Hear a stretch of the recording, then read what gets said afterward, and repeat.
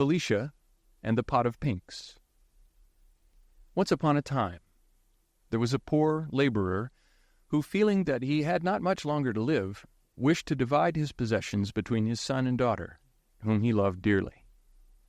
So he called them to him and said, "Your mother brought me as her dowry 2 stools and a straw bed. I have, besides, a hen, a pot of pinks, and a silver ring, which were given me by a noble lady who once lodged in my poor cottage. When she went away, she said to me, 'Be careful of my gifts, good man. See that you do not lose the ring or forget to water the pinks. As for your daughter, I promise you that she shall be more beautiful than anyone you ever saw in your life. Call her Felicia, and when she grows up, give her the ring and the pot of pinks to console her for her poverty.' Take them both, then, my dear child," he added, "and your brother shall have everything else." The 2 children seemed quite contented, and when their father died, they wept for him, and divided his possessions as he had told them. Felicia believed that her brother loved her, but when she sat down upon one of the stools, he said angrily, "Keep your pot of pinks and your ring, but let my things alone. I like order in my house." Felicia, who was very gentle, said nothing, but stood up, crying quietly, while Bruno, for that was her brother's name, sat comfortably by the fire. Presently, when supper time came, Bruno had a delicious egg, and he threw the shell to Felicia, saying, "There, that is all I can give you. If you don't like it, go out and catch frogs. There are plenty of them in the marsh close by." Felicia did not answer, but she cried more bitterly than ever, and went away to her own little room. She found it filled with the sweet scent of the pinks, and, going up to them, she said sadly, "Beautiful pinks, you are so sweet and so pretty. You are the only comfort I have left. Be very sure that I will take care of you, and water you well, and never allow any cruel hand to tear you from your stems." As she leaned over them, she noticed that they were very dry. So taking her pitcher, she ran off in the clear moonlight to the fountain, which was at some distance. When she reached it, she sat down upon the brink to rest. But she had hardly done so when she saw a stately lady coming toward her, surrounded by numbers of attendants. 6 maids of honor carried her train, and she leaned upon the arm of another. When they came near the fountain, a canopy was spread for her, under which was placed a sofa of cloth of gold, and presently a dainty supper was served, upon a table covered with dishes of gold and crystal, while the wind in the trees and the falling water of the fountain murmured the softest music. Felicia was hidden in the shade, too much astonished by all she saw to venture to move. But in a few moments the queen said, "I fancy I see a shepherdess near that tree. Bid her come hither." So Felicia came forward, and saluted the queen timidly, but with so much grace that all were surprised. "What are you doing here, my pretty child?" asked the queen. "Are you not afraid of robbers?" "Ah, madam," said Felicia, "a poor shepherdess who has nothing to lose does not fear robbers." "You are not very rich, then?" said the queen, smiling. "I am so poor," answered Felicia, "that a pot of pinks and a silver ring are my only possessions in the world." "But you have a heart," said the queen. "What should you say if anybody wanted to steal that?" "I do not know what it is like to lose one's heart, madam," she replied, "but I have always heard that without a heart one cannot live, and if it is broken, one must die. And in spite of my poverty, I should be sorry not to live." "You are quite right to take care of your heart, pretty one," said the queen. "But tell me, have you supped?" "No, madam," answered Felicia. "My brother ate all the supper there was." Then the queen ordered that a place should be made for her at the table, and herself loaded Felicia's plate with good things. But she was too much astonished to be hungry. "I want to know what you were doing at the fountain so late," said the queen presently. "I came to fetch a pitcher of water for my pinks, madam," she answered, stooping to pick up the pitcher which stood beside her. But when she showed it to the queen, she was amazed to see that it had turned to gold, all sparkling with great diamonds, and the water of which it was full was more fragrant than the sweetest roses. She was afraid to take it, until the queen said, "It is yours, Felicia. Go and water your pinks with it, and let it remind you that the Queen of the Woods is your friend." The shepherdess threw herself at the queen's feet, and thanked her humbly for her gracious words. "Oh, madam," she cried, "if I might beg you to stay here a moment, I would run and fetch my pot of pinks for you. They could not fall into better hands." "Go, Felicia," said the queen, stroking her cheek softly. "I will wait here until you come back." So Felicia took up her pitcher and ran to her little room. But while she had been away, Bruno had gone in and taken the pot of pinks, leaving a great cabbage in its place. When she saw the unlucky cabbage, Felicia was much distressed and did not know what to do. But at last she ran back to the fountain and, kneeling before the queen, said, "Madam, Bruno has stolen my pot of pinks, so I have nothing but my silver ring. But I beg you to accept it as a proof of my gratitude." "But if I take your ring, my pretty shepherdess," said the queen, "you will have nothing left. And what will you do then?" "Oh, madam," she answered simply, "if I have your friendship, I shall do very well." So the queen took the ring, and put it on her finger, and mounted her chariot, which was made of coral, studded with emeralds, and drawn by 6 milk-white horses. And Felicia looked after her until the winding of the forest path hid her from her sight. And then she went back to the cottage, thinking over all the wonderful things that had happened. The first thing she did when she reached her room was to throw the cabbage out of the window. But she was very much surprised to hear an odd little voice cry out, "Oh, I'm half killed," and could not think where it came from, because cabbages do not generally speak.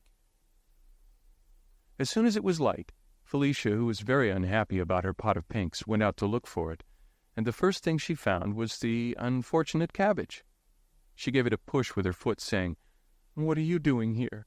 And how dared you put yourself in the place of my pot of pinks?" "If I hadn't been carried," replied the cabbage, "you may be very sure that I shouldn't have thought of going there." It made her shiver with fright to hear the cabbage talk. But he went on, "If you will be good enough to plant me by my comrades again, I can tell you where your pinks are at this moment, hidden in Bruno's bed." Felicia was in despair when she heard this, not knowing how she was to get them back. But she replanted the cabbage very kindly in his old place, and as she finished doing it, she saw Bruno's hen, and said, catching hold of it, "Come here, horrid little creature. You shall suffer for all the unkind things my brother has done to me." "Ah, shepherdess," said the hen, "don't kill me. I am rather a gossip. I can tell you some surprising things that you will like to hear. Don't imagine that you are the daughter of the poor laborer who brought you up. Your mother was a queen who had 6 girls already, and the king threatened that unless she had a son who could inherit his kingdom, she should have her head cut off. So when the queen had another little daughter, she was quite frightened, and agreed with her sister, who was a fairy, to exchange her for the fairy's little son. Now the queen had been shut up in a great tower by the king's orders, and when a great many days went by and still she heard nothing from the fairy, she made her escape from the window by means of a rope ladder, taking her little baby with her. After wandering about until she was half dead with cold and fatigue, she reached this cottage. I was the laborer's wife, and was a good nurse, and the queen gave you into my charge and told me all her misfortunes, and then died before she had time to say what was to become of you. As I never in all my life could keep a secret, I could not help telling this strange tale to my neighbors, and one day a beautiful lady came here, and I told it to her also. When I had finished, she touched me with a wand she held in her hand, and instantly I became a hen, and there was an end of my talking. I was very sad, and my husband, who was out when it happened, never knew what had become of me. After seeking me everywhere, he believed that I must have been drowned or eaten up by wild beasts in the forest. That same lady came here once more, and commanded that you should be called Felicia, and left the ring and the pot of pinks to be given to you. And while she was in the house, 25 of the king's guards came to search for you, doubtless meaning to kill you. But she muttered a few words, and immediately they all turned into cabbages. It was one of them whom you threw out of your window yesterday. I don't know how it was that he could speak. I have never heard either of them say a word before, nor have I been able to do it myself until now." The princess was greatly astonished at the hen's story, and said kindly, "I am truly sorry for you, my poor nurse, and wish it was in my power to restore you to your real form, but we must not despair. It seems to me, after what you have told me, that something must be going to happen soon. Just now, however, I must go and look for my pinks, which I love better than anything in the world." Bruno had gone out into the forest, never thinking that Felicia would search in his room for the pinks, and she was delighted by his unexpected absence and thought to get them back without further trouble. But as soon as she entered the room, she saw a terrible army of rats, who were guarding the straw bed, and when she attempted to approach it, they sprang at her, biting and scratching furiously. Quite terrified, she drew back, crying out, "Oh, my dear pinks, how can you stay here in such bad company?" Then she suddenly bethought herself of the pitcher of water, and hoping that it might have some magic power, she ran to fetch it, and sprinkled a few drops over the fierce-looking swarm of rats. In a moment, not a tail or a whisker was to be seen. Each one of them had made for his hole as fast as his legs could carry him, so that the princess could safely take her pot of pinks. She found them nearly dying for want of water, and hastily poured all that was left in the pitcher upon them. As she bent over them, enjoying their delicious scent, a soft voice that seemed to rustle among the leaves said, "Lovely Felicia, the day has come at last when I may have the happiness of telling you how even the flowers love you and rejoice in your beauty." The princess, quite overcome by the strangeness of hearing a cabbage, a hen, and a pink speak, and by the terrible sight of an army of rats, suddenly became very pale and fainted away. At this moment in came Bruno. Working hard in the heat had not improved his temper, and when he saw that Felicia had succeeded in finding her pinks, he was so angry that he dragged her out into the garden and shut the door upon her. The fresh air soon made her open her pretty eyes, and there before her stood the Queen of the Woods, looking charming as ever. "You have a bad brother," she said. "I saw he turned you out. Shall I punish him for it?" "Oh, no, madam," she said. "I'm not angry with him." "But supposing he was not your brother after all, what would you say then?" asked the Queen. "Oh, but I think he must be," said Felicia. "What?" said the Queen. "Have you not heard that you are a princess?" "I was told so a little while ago, madam, but how could I believe it without a single proof?" "Oh, dear child," said the Queen, "the way you speak assures me that in spite of your humble upbringing, you are indeed a real princess, and I can save you from being treated in such a way again." She was interrupted at this moment by the arrival of a very handsome young man. He wore a coat of green velvet fastened with emerald clasps, and had a crown of pinks on his head. He knelt upon one knee and kissed the Queen's hand. "Ah," she cried, "my pink, my dear son, what a happiness to see you restored to your natural shape by Felicia's aid." And she embraced him joyfully. Then, turning to Felicia, she said, "Charming princess, I know all the hen told you, but you cannot have heard that the zephyrs, to whom was entrusted the task of carrying my son to the tower where the Queen, your mother, so anxiously waited for him, left him instead in a garden of flowers, while they flew off to tell your mother, whereupon a fairy, with whom I had quarrelled, changed him into a pink, and I could do nothing to prevent it.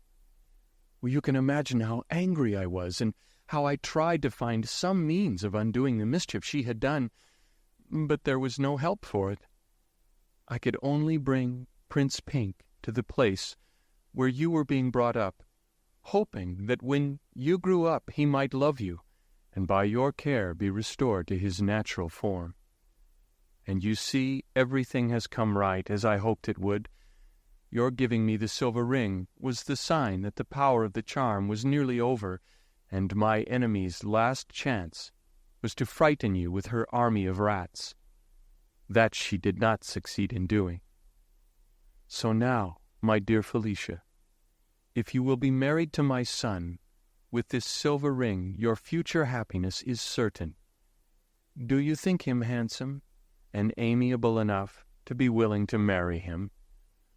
"Madam," replied Felicia, blushing, "you overwhelm me with your kindness. I know that you are my mother's sister, and that by your art you turned the soldiers who were sent to kill me into cabbages, and my nurse into a hen, and that you do me only too much honor in proposing that I shall marry your son. How can I explain to you the cause of my hesitation? I feel, for the first time in my life, how happy it would make me to be beloved. Can you indeed give me the prince's heart?" "It is yours already, lovely princess," he cried, taking her hand in his. "But for the horrible enchantment which kept me silent, I should have told you long ago how dearly I love you." This made the princess very happy, and the queen, who could not bear to see her dressed like a poor shepherdess, touched her with her wand, saying, "I wish you to be attired as befits your rank and beauty." And immediately the princess's cotton dress became a magnificent robe of silver brocade embroidered with carbuncles, and her soft, dark hair was encircled by a crown of diamonds, from which floated a clear white veil. With her bright eyes, and the charming color in her cheeks, she was altogether such a dazzling sight that the prince could hardly bear it. "How pretty you are, Felicia!" he cried. "Don't keep me in suspense. I entreat you, say that you will marry me." "Ah," said the queen, smiling, "I think she will not refuse now." Just then Bruno, who was going back to his work, came out of the cottage, and thought he must be dreaming when he saw Felicia. But she called him very kindly, and begged the queen to take pity on him. "What?" she said, "when he was so unkind to you?" "Oh, madam," said the princess, "I am so happy that I should like everybody else to be happy too." The queen kissed her and said, "Well, to please you, let me see what I can do for this cross Bruno." And with a wave of her wand she turned the poor little cottage into a splendid palace full of treasures. Only the 2 stools and the straw bed remained just as they were, to remind him of his former poverty. Then the queen touched Bruno himself, and made him gentle and polite and grateful, and he thanked her and the princess 1,000 times. Lastly, the queen restored the hen and the cabbages to their natural forms, and left them all very contented. The prince and princess were married as soon as possible with great splendor, and lived happily ever after.